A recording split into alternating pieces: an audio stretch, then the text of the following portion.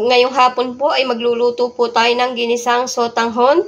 Ito po ang ating gagamitin. Ang tawag po dito sa Mandarin ay tongfan. Kailangan po natin ng karning baboy. Depende po sa inyo kung anong parte ng baboy ang gusto nyong gamitin. Ito po ay yung maninipis lang. Ayan. Ganyan po ang aking gagamitin para meron na po siyang kaunting mantika. Po ang iba pa natin kailangan, sibuyas, bawang, carrots at saka po ang ating repolyo. Painit na tayo ng kawali. Lagyan natin ng kaunting mantika, yung sakto lang na pag-igisahan ng ating mga sangkap. Kapag mainit na, ilagay na natin ang ating karneng baboy. Atin muna ang sasangkutsahin.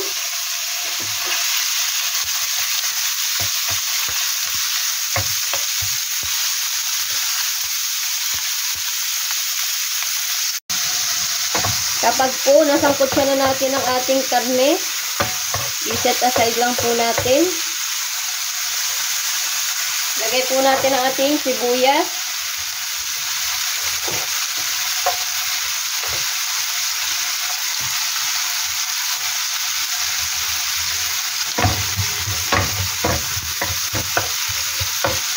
Kapag po okay na ang ating sibuyas, kung naamoy nyo lang po, ang bango talaga ng sibuyas pag hinigisa. Lagay na po natin ang ating bawang. Sangkot siya po ulit. Pagsama-samahin na po natin. Lagyan po natin ng kaunting asin lang para magkalasa ang ating karne.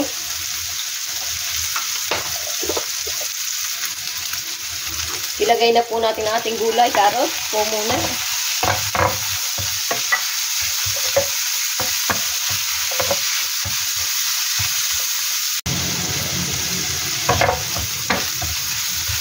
Kasunod na po natin igisa ang ating repolyo.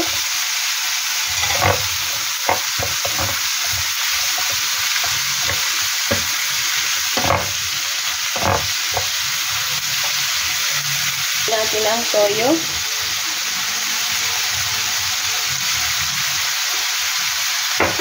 Paminta.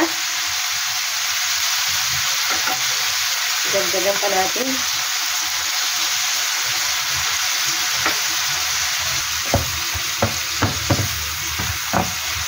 Takpan lang natin ng panandalian lamang.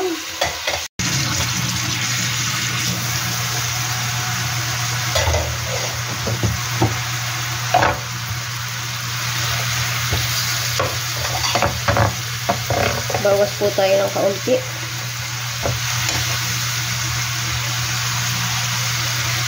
Para po hindi lahat malabo.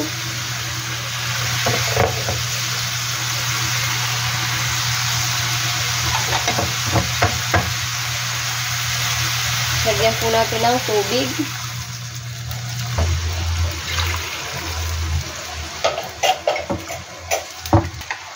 Lagay na po natin ang ating sotanghon.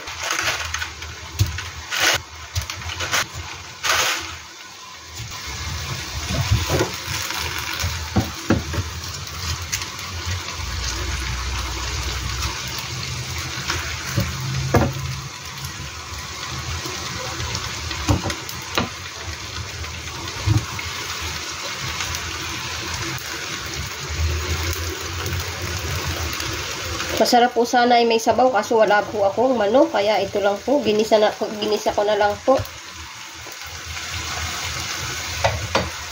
Takpan muna natin, balikan natin mamaya. Kapag po kumukulo na, check po natin.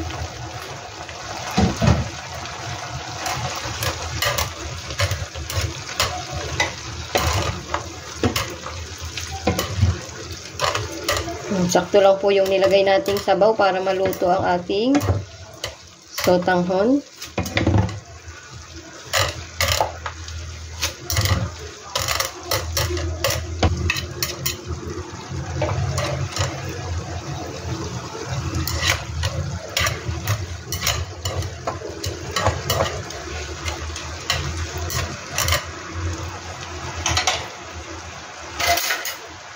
Tikman po natin kung okay na ba.